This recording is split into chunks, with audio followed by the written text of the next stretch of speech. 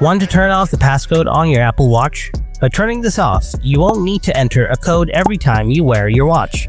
In this video, I'll show you how to turn off the passcode on your Apple Watch. So without wasting any more time, let's get started.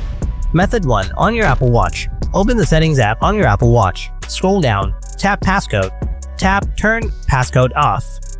Tap Turn Off. You may need to enter your current passcode to confirm. Method 2. Using the Watch app on your iPhone. Grab your iPhone now. Open the Watch app. Make sure you are in the My Watch tab at the bottom of the screen. Scroll down and tap on Passcode. It will ask you to unlock your Apple Watch. So unlock your Apple Watch first.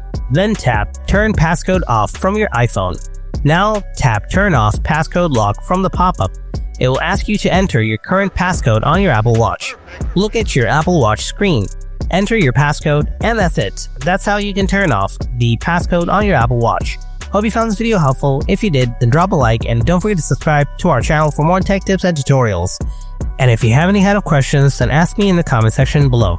Thanks for watching. I'll see you in the next video. Until then, stay tuned.